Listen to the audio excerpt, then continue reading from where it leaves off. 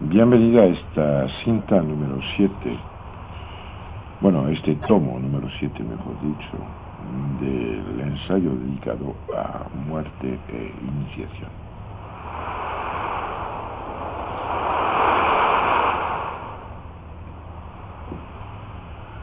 En las cintas precedentes hemos ido explorando, no de una manera sistemática ni académica, sino más bien siguiendo mi onda personal, lo que tiene que ver con el nacer, el aparecer, el desarrollar de la conciencia y de la mente humana, el sitio mismo del alma.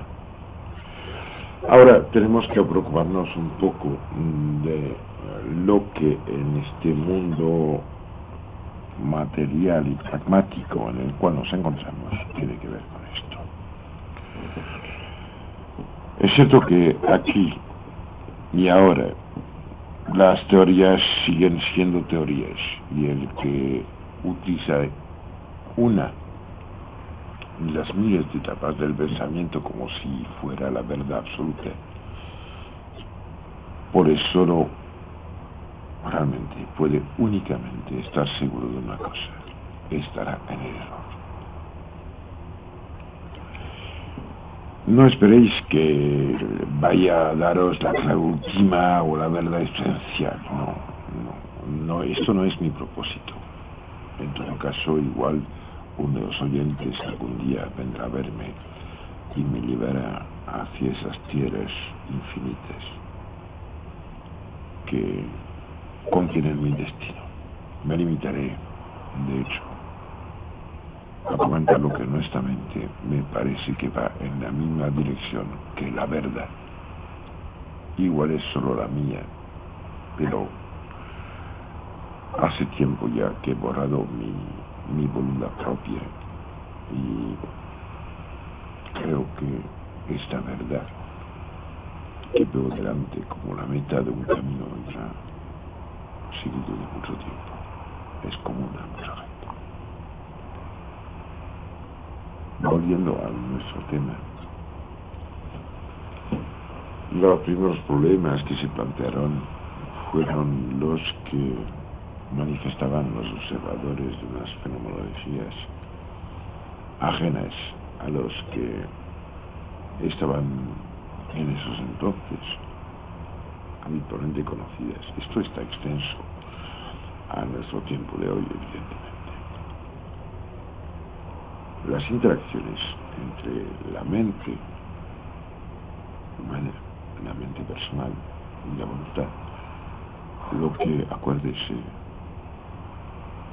permite de mover 70 o 90 músculos al mismo tiempo para hacer solo un gesto o una mueca.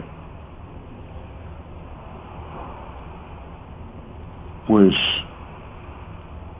esos conjuntos de acciones o de conciencia que mueven las sustancias menos cargadas de espíritu, conocidas como materia, y que están implicadas en una infinidad de relaciones hechas por todos. Pues mira, resulta que una infinidad de personas, esos seres que por haber nacido en un ambiente favorable o por cualquier tipo de suerte ajena al cálculo propio, han podido hacer estudios, unos cuantos, y muchos no declarados por tener la venganza, el ostracismo, la crueldad del establishment, como alguien se sale de él. Muchos de los que son los predicadores de la verdad que nos ahogue han hecho experimentos, fueron testigos presenciales y dejaron huella de estas hazañas. Esto solo deja paso a dos interpretaciones. De hecho, o bien eran todos unos mentirosos y en el mejor de los casos estaban en un estado de histeria colectiva difícilmente compatible con la dignidad y la credibilidad académica de muchos de ellos, si no todos, o bien, estábamos en presencia de una fenomenología que tiraba por la borda prácticamente todo lo que queríamos saber de las constantes universales. Claro está que no estamos para meternos en una ensalada de discusiones para saber quién sabe qué. Es vital hoy día y poco tiempo nos queda para saber quiénes y los que llegarán a ser. Dios quiere, y como digo Dios, me refiero a esta voluntad, a esta cosa que está detrás de todo lo que hacemos. Acordense, hablé hace poco tiempo de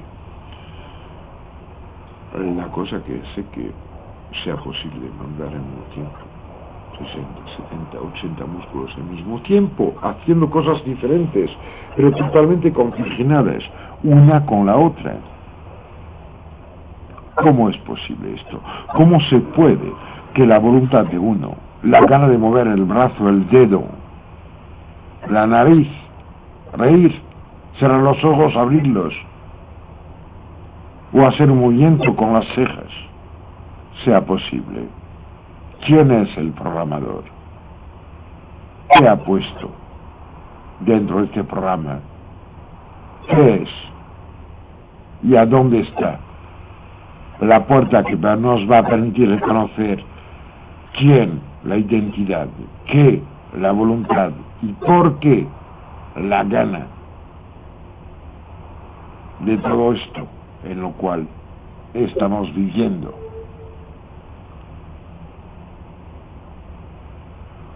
Realmente estoy comentando paso a paso, por lo menos lo intento, esas cosas para que os deis cuenta que cada uno, cada ser humano viviendo en ese planeta, mirando al sol, bebiendo agua, captando la presencia del árbol, de la planta, de la flor, poniéndose a la sombra del monte, está en contacto con una voluntad, un plan gigantesco, que escapa de mucho a las ganas egóticas de un destino personal.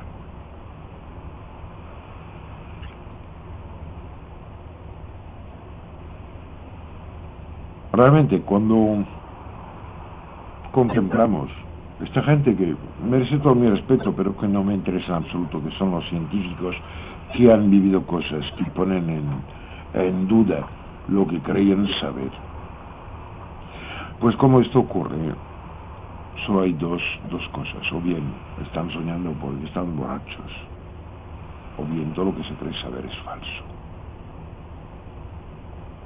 Por lo menos es lo que aparentemente hay.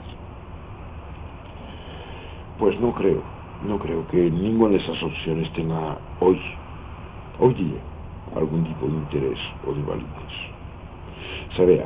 Ha pasado el tiempo en el cual los miembros de la Unión Racionalista se tenían que levantar como nuevos inquisidores, enfrentándose a los soñadores, los creadores, los poetas, y al final a todos los que realmente hacían posible y hacen posible el progreso científico, a través de la apertura de sus espíritus, mediante una actitud respetuosa hacia lo que no habían experimentado en su carne o en sus pensamientos.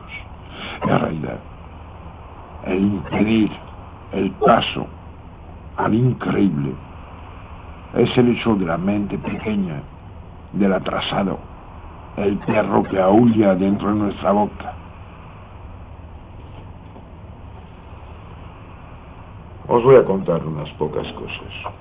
Mira, en la primera mitad de este siglo, en Rusia, un investigador llamado Mikhail Gorbachev, aunque firmó todos sus libros con algo que no entiendo, que es A.L. Goldrich. Creo que puso con una sola letra los que lo ayudaron. Existe una versión francesa, que es la a la cual me refiero, publicada en 1934 por las ediciones Hermann en París.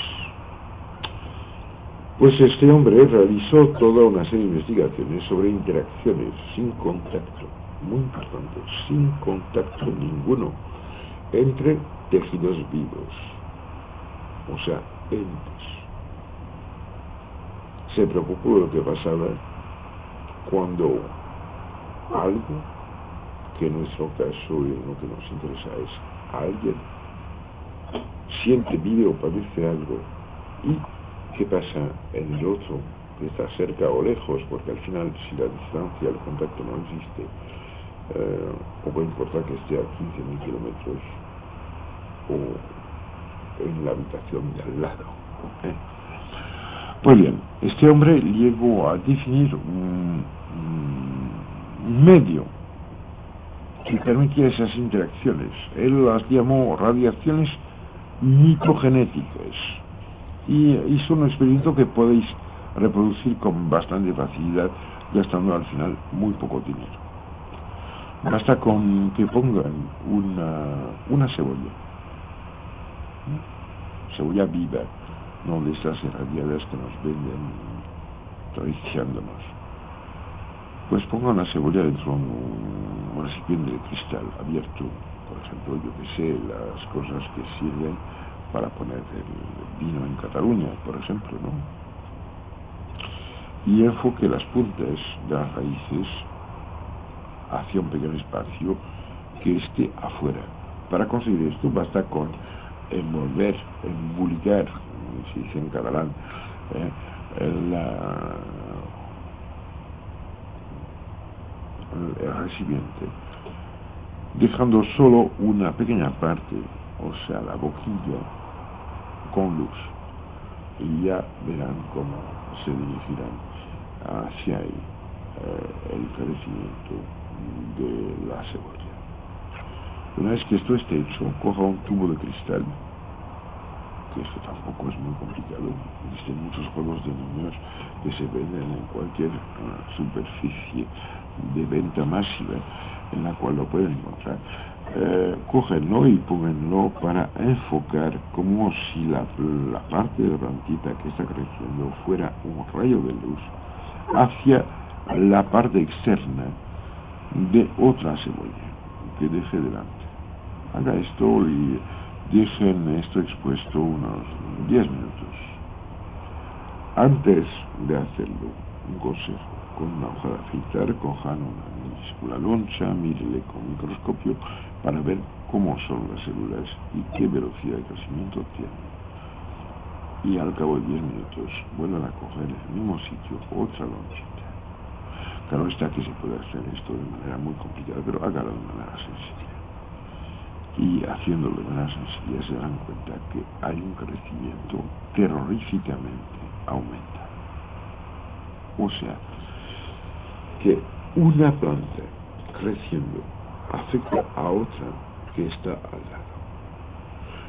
Pasaré sobre las experimentaciones hechas por este oficial de la policía neoyorquina dedicado a los detectores de mentiras, que se llamaba Baxter, y se llama Baxter, que experimentó sobre respuestas de plantas a ciertos tipos de estímulos. De paso, y solo como una paréntesis, os señalaré que, por ejemplo, conectó su lie detector, o sea, detector de mentira, a un filodendrón que tenía en su despacho y hizo caer mediante una máquina randomizada, que sí, que de orden casual, o diciendo al azar electrónico, unas gambas en agua hirviendo. Las gambas estaban vivas, y como caían en el agua hirviendo y que moría una gamba, el filodendrón acusaba a nivel eléctrico Imagínense que es solo una de las 1000 y una mediciones que ponían a ser un shock, o sea, que las plumas que marcaban el trazado de los parámetros en juego saltaban afuera de la hoja. Se llegó a materializar entonces la interacción entre todo lo que existe. Cuando Gorbich hacía sus experimentos al inicio del siglo, lo hacía en realidad unos años después de unos trabajos alucinantes que siguieron día vigentes, que fueron hechos por un hombre de excepción, que es Sir Jagadish Chandra Bose, un científico indio, que entre otras cosas, y esto vale la pena mencionarlo, realizó un transmisor de ondas antes que Hertz lo hiciera. La cosa que por ello me parece que, a pesar de haber estudiado en Oxford, no hizo las declaraciones necesarias como para poder ser el propietario de tal descubrimiento. Pero al mismo tiempo, Sir Jagadish Chandra Bose realizó un sinfín de experimentaciones que todas tienen que ver con la materia viva y no viva. Inventó un aparato llamado la célula energética, que aún hoy día se puede ver funcionando en la fundación dedicada a él en New Delhi. Llegó a demostrar las reacciones de las plantas a la presencia de otras secuencias de lo vivo. Llegó también a poder medir el efecto de unos cuantos componentes sobre la materia, hasta dar extremo con los componentes de unos metales, o sea, las características que permitían reconocerlos, metales, digo bien metales, estaban totalmente inhibidos por el veneno de ciertas serpientes o ácidos. Lo que entre paréntesis plantea la pregunta de dónde se encuentra el límite de lo vivo. Creemos siempre que lo vivo es lo que se mueve, pero lo que se mueve es solo lo animado, y la conciencia nunca jamás me creo que haya sido encerrada en un par de zapatillas. Desde el tiempo en el cual se realizaron estos experimentos, que si les interesan, pues basta que vayan a cualquier biblioteca normalmente hecha para encontrar los datos. Desde estos tiempos, una multiplicidad de investigadores se acercó a prueba del soporte puesto en acción en ocasión de las experiencias cercanas a la muerte, y es lo que estaba comentando ahora mismo, las experiencias de intercomunicación entre mundos. Ya sé, pueden dudar, pero mira, si dudan, pues es problema suyo. Realmente lo único que tendrían que hacer es informarse, porque la calidad intelectual de estos pensadores, así como la pintora de casos estudiados, hace que sea un crimen intelectual el negar la gigantesca interacción que existe entre todo lo vivo de una parte y entre todo lo existente de otra. Y se me en cuenta que he apuntado a vivo y existente. Vivo es lo que es capaz de reproducirse, o sea, organizando la materia bruta del universo que va hacia el caos para hacer otra vez un plan llevado por un mensaje codificado dentro del ácido desoxirribonucleico, el existente, que no es lo vivo, aunque en nuestro caso de seres humanos se confunden. El existente es lo que es capaz de tener adentro algo que se podría poner afuera, o sea que el existente es susceptible de viajar de plano a otro, y lo vivo es susceptible de reproducirse al igual. El primer punto importante de todas esas investigaciones de las cuales he hablado radica en la necesidad de contemplar la existencia de una conciencia separada del organismo. O sea, quiero decir, una conciencia que no sea dependiente de la estructura orgánica y a la cual se pueda atribuir y que sea capaz en tales condiciones de producir interacciones con otras conciencias. Esto, y entre otras cosas, ha sido estudiado por Carl Osis y McCormick, publicando el resultado de ciertos trabajos suyos en el Journal of American Society for Physical Research, volumen 74 de 1980, página 319-329, sobre Kinetics Effects at the ostensive location of an out-of-body projection during perceptual texting. O sea, observando los efectos cinéticos, o sea, de movimiento mecánico de cosas, mover un pitillo o un vaso, en una experiencia fuera y una proyección fuera del cuerpo. Esto es muy importante porque esas interacciones con la conciencia, o sea, subiendo en el orden estructural que rige nuestra existencia, parece ser que el control va de abajo hacia arriba. Y al mismo tiempo, realmente, estamos cuantificando hoy día esos resultados, pero sería importante darnos cuenta de que todo esto parece seguir una historicidad, una continuidad en el tiempo y en el espacio, como si, a pesar de la inconsciencia del cambio que alberga la humanidad, el hombre de hoy, plan del hombre de mañana y pasado mañana, sea muy diferente del de hace 200 años y, creo, del de hace menos de 100. Tienen que darse cuenta que todo lo que estoy diciendo, todas esas interacciones, implican tanto la parte física nuestra como la espiritual, y apuntan también hacia conclusiones inauditas. Larry Dowsey, que publicó se publicó en español, sí, este libro, sí se llegó a publicar la traducción, en el editorial Kairos en el 86 con el título Espacio-Tiempo y Medicina. Llegó a decir que, a la vista de la conexión increíblemente rica que todo ser humano tiene con el universo en sentido amplio y con todos los seres humanos, tenemos un concepto erróneo de la muerte. Si hay unidad en el universo, la muerte es imposible. ¿Han oído bien? La muerte es imposible. Esa riqueza de conexiones convierte en imposible la extinción personal, porque la extinción personal solo es posible en un universo en el cual y en el que sea posible el aislamiento personal.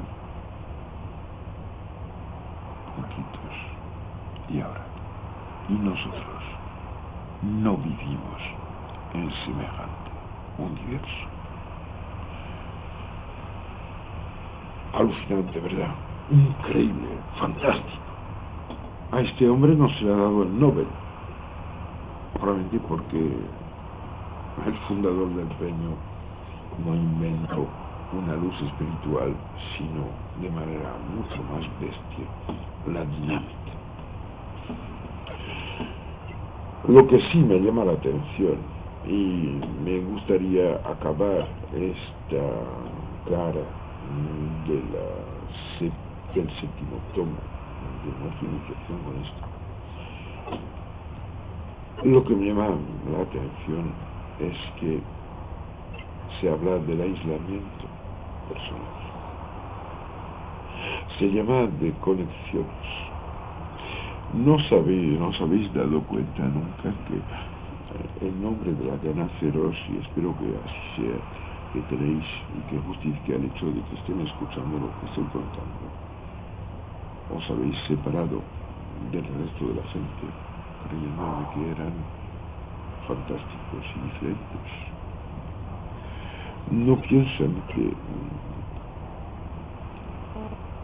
cabe totalmente dentro de lo posible, que si realmente cumplen con este viaje hacia el increíble, este viaje íntimo, este despertar de una planta que nació en la tierra, tendrá su flor en otro planeta. Si conseguís lo que buscan, no creo que el hecho de haberse apartado de las demás sea realmente lo que impide de que se pueda conseguir lo que buscan. Hace de esto muchos siglos, cuando se preguntó, en la época en la cual se escribió el Tao Te Ching, se preguntó: ¿qué es lo que impide, maestro, acercarse a la fuente del conocimiento y por fin cumplir con esa gana feroz de luz y comprensión que alberga? ¿Qué tengo que hacer? Dice: si quieres encontrar un camino, tienes que apaciguar tu mente, porque lo que impide que veas por dónde tienes que ir es el hecho de preguntar por dónde se encuentra. Os dejo 1 minuto y 45 segundos ahora con el sonido fundamental, el mar. Y aunque no os guste o que piensen que es una facilidad, por lo menos os ruego que lo intenten. Saben, para poder oír, escuchar, recibir o entender, es necesario el silencio, el hueco o el sitio. ¿Quién puede amaros si ya llenan su corazón con su imagen propia? Deje sitio a lo que quieren para que el amor pueda conectarse.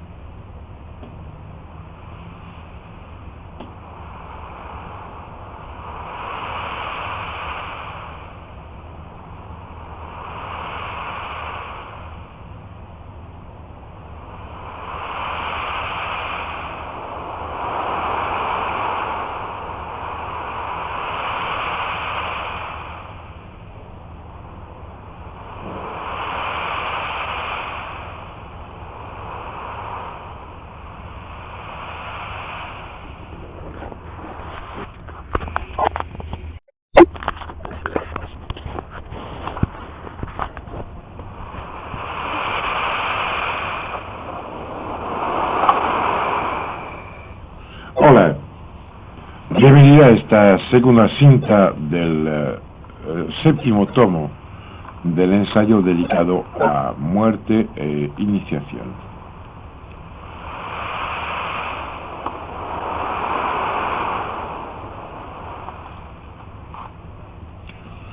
Desde unos 35 años, más o menos, se ha incrementado la cantidad de trabajos hechos en las direcciones que nos preocupan. El empuje más radical realmente en esa dirección tuvo lugar a raíz de la herencia que dejó un tal James Kidd, un minero de Arizona, agradecido por la suerte y que se hizo miliardario y decidió de financiar la investigación científica en este campo. En 1968, la investigadora Celia Green del Institute for Psychological Research de Oxford, y que publicó en 1968 un libro en las prensas del Oxford Institute for Psychological Research que se llama Out of Body Experience, o sea, experiencias fuera del cuerpo, creó un concepto fundamental y que ha marcado todas las investigaciones desde ahora hasta nuestros días. Este concepto es el de exomatismo, o sea, existencia corporal, o sea, corporalidad fuera del soporte orgánico. Y desde entonces se utiliza para definir el cuerpo sin cuerpo, que soporta la conciencia cuando ésta actúa fuera de los límites del cuerpo físico. El investigador Scott Rogo, que publicó Experiential Aspects of Out-of-Body Experience en el Mind, Beyond Body de Penguin Books en 78, distingue tres grandes categorías de experiencias exomáticas, o sea, de cuerpo fuera del cuerpo, y que pueden corresponder a grados de intensidad diferente o de integración imperfecta a otro continuum. Esos lugares fuera del universo que conocemos, que son otros universos tan coherentes y significativos como el nuestro, y que solo tienen interacción en sitios, personas o momentos especiales que aparentemente están todos marcados por el grado de pérdida del ego o de la conciencia propia o de la voluntad de ser egotísticamente uno mismo. Scott Rogo propone una clasificación que en primer lugar da un cuerpo parasomático, es decir, que es casi orgánico, pero no lo es. Es similar al cuerpo físico, pero está aparentemente sin sustancialidad. O sea, es lo que la mayoría de la gente que tiene experiencias extracorporales tiene como conciencia de sí mismo, o sea, algo que tiene la mismísima forma que el cuerpo que tienen y que se mueve por un entorno físico que es el habitual, o sea, que ahí tenemos que apuntar de manera un poco punzante en una dirección que es la siguiente. Existe en la parte más baja de las experiencias vitales auténticas hacia otros planos un primer paso, que es en el cual aunque nuestro cuerpo esté en una cama durmiendo o aparentemente durmiendo, una forma que tiene una apariencia exactamente igual a la nuestra se mueve en el mundo en el cual vivimos, que es lo que se ha visto muchísimas veces y bien comentado y referenciado en esos casos en los cuales un hijo aparece a la madre, en los cuales unos místicos, no sé, el Padre Pío, aparecen a personas, aparecen tal y como son realmente y aparecen en nuestro mundo físico. La interacción está por debajo del umbral de los otros mundos. La categoría siguiente a esta, definida por Scott Rogo, es la de una conciencia rodeada de una neblina o de una esfera de luz, pero sin que haya, y esto es muy importante, sensación o percepción de una forma física. O sea, esto corresponde al momento en el cual empieza la autopercepción de la conciencia en sí, que es luz potencial, capacidad de integrar el sitio y el continuo espacio temporal en el cual sea que se encuentre. O sea que ahí está esta cosa que dice: me la apropié hace tiempo, pero ahora estoy temiendo de que pertenezca también a otros. Dice que la lucidez no es tanto la luz que se recibe de las cosas, que la que se pone encima de ellas.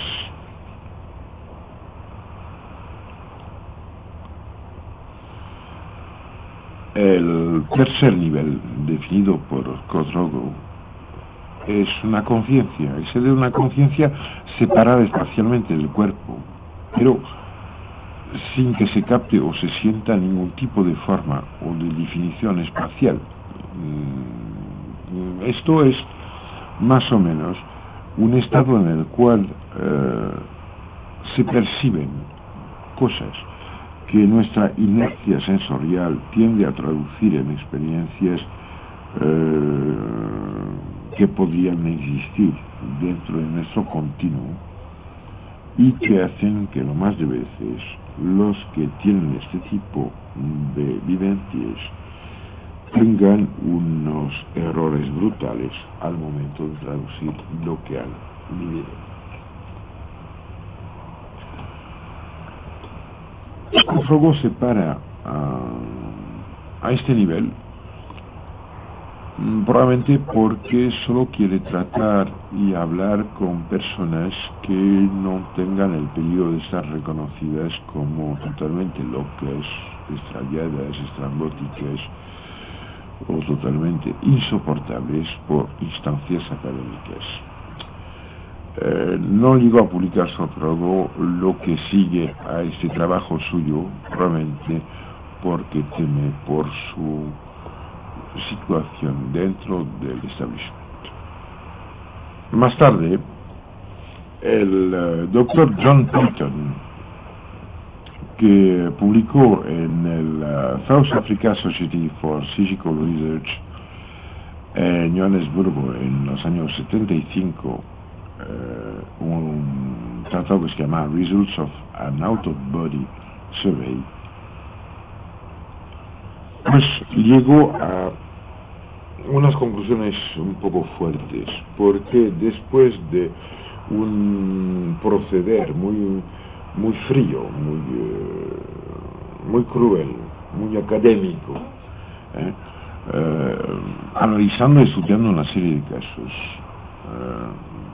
fue a interrogar directamente los sujetos, o sea, eliminando la totalidad de las cosas y los casos en los cuales la gente no fuera disponible. Llegó a una serie de conclusiones. Obtuvo sobre 122 casos estudiados, que son muchos, 75% se habían visto como un cuerpo con experiencia de corporeidad. O sea, esto relacionándolo con lo de las connotaciones marcadas por Scofrogo, corresponden a la primera categoría, o sea, el cuerpo parasomático. 50% habían tenido su experiencia en estado de vigilia y gozando de buena salud, o sea, que son gente que sin, y esto es muy importante, haberse acercado a un proceso letal o un estado agónico o preagónico, ni haber vivido un estado cercano a la muerte, han tenido experiencias parecidas a las que sujetos anteriores relacionados por la historia nos habían dado como resultados. 9% de la cantidad de esta, dándose bien cuenta evidentemente que hay gente que participa de una y otra categoría, vieron una especie de cuerda plateada que unía el cuerpo exomático al cuerpo físico. Evidentemente ahí es una obligación moral referirse a Lobsang Rampa, que fue en el ámbito occidental el primero a hablar de la cuerda de plata, a pesar de que, y vuelvo a decirlo con mucha insistencia, Lobsang Rampa, el que publicó los libros que todos espero conocen y que merece el máximo respeto por haber despertado un interés magno hacia este tipo de conocimientos, era ni más ni menos que un inglés que estaba utilizando una serie de datos pescados en los libros del Dr. Evans Wentz y en los tratados de Leadbeater y en muchos otros sitios, llegando incluso a hacer errores tan bestias como, por ejemplo, el poner el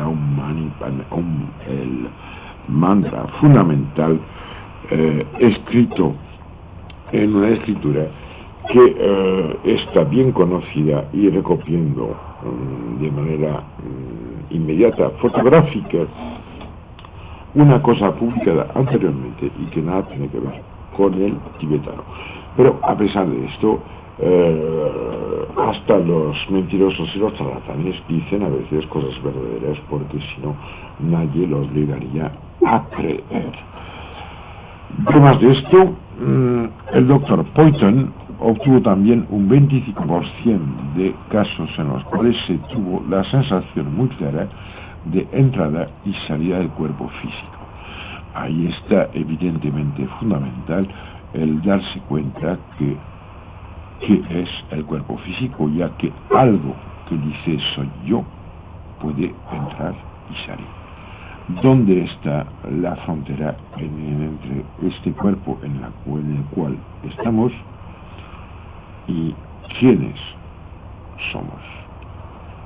El que sufre, el que se mueve y trabaja, el que tiene que dormir, comer y cagar, este insoportable peso orgánico marcado por la gravedad y todas las leyes que derivan del estado físico más absolutamente cristalizado, más abajo de toda la cadena de evolución vital y espiritual del universo, es lo que marca nuestra disponibilidad o ausencia frente a lo que de manera evidente es la experimentación única y fundamental de nuestras vidas. Además del doctor John Poynton, muchos otros trabajaron. Por ejemplo, los experimentos de Carlis Osis, que publicó un libro que se llama Out of the Body Research at the ISPR, que es American Society for Psychical Research, o sea, la Sociedad Americana de Investigaciones Psíquicas, en los años 74, en el boletín número 22, planteó a su vez toda una serie de hipótesis que aún ahora se están averiguando experimentalmente, aunque teníamos que señalar que la experimentación está casi siempre dirigida al hecho de convencer a idiotas de lo que nunca van a vivir. Carlis Osis dice que el ser humano posee un aspecto extrasomático capaz de operar independientemente y a distancia del cuerpo físico. Un aspecto peculiar capaz de quitar el cuerpo al momento de la muerte, continuando a existir. Y plantea una pregunta diciendo: ¿es posible dejar temporalmente el cuerpo físico como las experiencias fuera del cuerpo, o definitivamente en el momento de la muerte? Es la pregunta que nos hacemos. Me parece fascinante que después de varios decenas de miles de años de experiencias similares y de huellas marcadas por fuentes tradicionales, de una fuerza tan grande que la religión actualmente mayoritaria en el planeta derive de alguien que ha muerto y revivido. Me parece increíble que aún se diga qué hay que hacer para demostrarlo.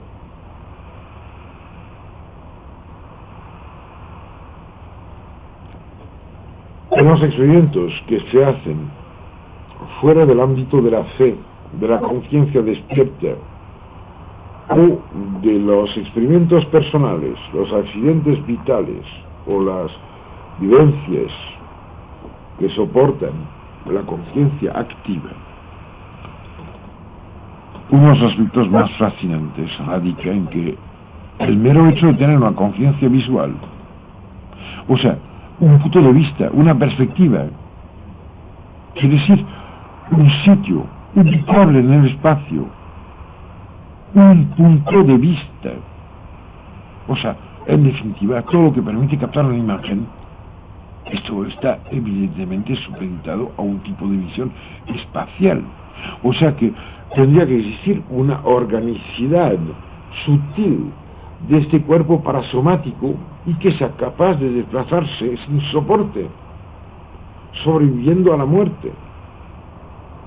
Estamos discutiendo lo más de veces sobre una limitación de la realidad. El iniciado es alguien diferente de usted. No, el iniciado es alguien que ya no tiene nada que demostrar a nadie y que por lo tanto ya no tiene que gastar energía en construir paredes que le impiden captar lo que puede captar todas las zonas, incluso las más sutiles, que constituyen su ser. Mirando a este aspecto un poco ridículo y muy a ras del césped de las experimentaciones, evidentemente se hicieron un sinfín de pruebas de todos tipos, basándose sobre esta corporeidad necesaria en el momento de tener percepciones. O sea, para percibir hay que tener sentidos. Pero, párese un segundo, ¿qué son los sentidos? Sino especializaciones de la frontera, quiero decir la piel. Tocar, oler, ver, sentir, oír. ¿Qué son? Sino especializaciones de la frontera entre el yo interior y el gigantesco otro que siempre lo rodea. No se cambiará el otro. Lo que sí puede pasar es que si deja la cárcel de las percepciones fundamentales, si disuelve un poco esta frontera, que evidentemente impide a los demás de entrar dentro de usted cree que es sí mismo, también permitirá a la esencia de lo que es divagar libremente por los espacios infinitos. Pero para intentar comprobar esto, con los medios a nuestro alcance, la consistencia de lo que nuestra mente y nuestros sentidos nos están diciendo, evidentemente se ha tenido que fabricar y plantear unos protólogos prácticamente destinados a microcefálicos. O sea, diciendo, poco importa que haya maravillas en la casa del tesoro. Lo que nos importa es saber de qué madera fue hecha.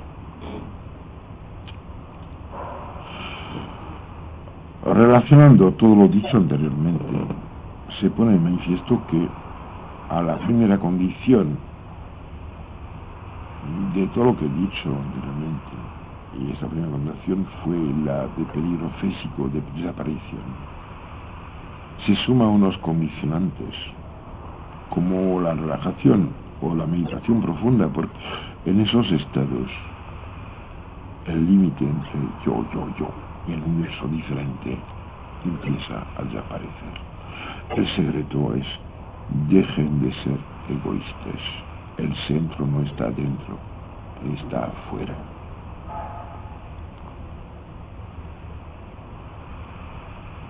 Esto nos obliga a tener en cuenta el hecho siguiente: las experiencias iniciáticas, el camino, los hechos conocidos por testimonio o porque uno mismo los ha vivido, el desplazamiento de la conciencia a otros niveles de existencia, solo ocurren cuando el ego, como ente separado del mundo y de los demás, se encuentra disminuido, cuando las fronteras se funden. En ciertas escuelas iniciáticas, esta pérdida de la parte del ego que se opone a los demás es tal que entre los miembros de esas comunidades aparecen los fenómenos que hacen pensar en un metaser psíquico en el cual las interacciones de los componentes individuales son aumentados en función directa del grado de liberación del ego de los participantes. Claro está que El grado de liberación del ego de los participantes no es ninguna musculación de la mente, transformándolos en unos Schwarzenegger del alma, sino todo el contrario. Dejan fundir la parte que impide que el mundo pueda ser lo que son. Cuando esto funciona, también no es lo que es la totalidad de este mundo, y que dentro de este también todos los demás mundos que existen en la infinidad de la galaxia. Teniendo esto en conciencia y volviendo a la parte más vasta de la realidad, es evidente que en la misma dirección tenemos que mirar para entender el proceso de la muerte, en el cual evidentemente no solo se diluye la individualidad biológica, la materialidad del cuerpo, sino que al mismo tiempo las secuencias egóticas, que dependían directamente de la apariencia física, de la historicidad de un sitio, un momento, unas relaciones con otros encerrados en su voluntad brutal de ser solo lo que son en un momento, en un sitio, pierden validez y dejan al descubierto la parte más intangible de la personalidad humana, este ser eterno, sin historia ni limitaciones casuales, que no se puede encerrar ni siquiera en la acumulación gigantesca de hazañas vitales que podría ser un historiador total. Esta parte que es el ojo, sin historia ni ganas, esta parte secreta y silenciosa, este maestro íntimo, que todos, que lo quieran o no, llevamos dentro. Si se paran un segundo e intentan prestar atención, verán cómo hay mensajes de esta presencia que no nace y no muere.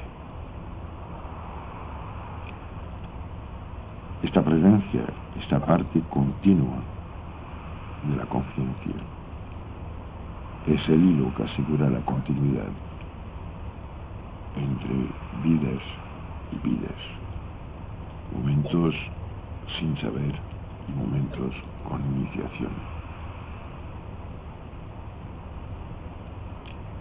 Cuando alguien vive la pérdida de coherencia orgánica, se libera una pequeña parte de esta conciencia inmanente. Y es a través de este proceso de liberación que se fragua el perfil del iniciado, quizá esté activo, volviendo a la vida después de la experiencia, o pasivo, y que sigue en otros niveles de realidad su trayectoria propia. El soporte físico, y esto es muy importante, de todos estos fenómenos, tiene que cumplir ciertas condiciones para que las leyes generales de los campos físicos puedan efectivamente mantener la coherencia definida, que aunque sea parcialmente, pero que permite, y es la condición fundamental en este nivel más bajo en el cual nos encontramos, para que existe el recipiente, el sitio en el cual la luz de vida y el agua corporal esté contenido. La primera de las condiciones es que este ente prácticamente inmaterial, capaz de traspasar los límites de la muerte y de la movilidad espacio-temporal en el universo, tenga una relación directa con el organismo en el cual mora durante el tiempo de su vida en este plano nuestro de realidad. Dejen paso a su eternidad. Entiendo que no sea ni fácil ni pegado a lo que viven a diario, pero imagínense que dedicando, ¿vale?, 1 hora en 2 semanas, que son muy pocos minutos cada día, a lo que voy a decir, a lo peor solo habrán pedido 2 horas en 2 semanas. Intenten abrir sin esperar encontrar nada, sin querer demostrar nada. Dejen que las prodigiosas ganas de vivir, saber y existir lleguen hasta su corazón. No intenten encerrarlas en palabras. Procuren quedarse calmos. Dejen que pase dentro de su mente el flujo eterno y prodigioso de la vida y la conciencia.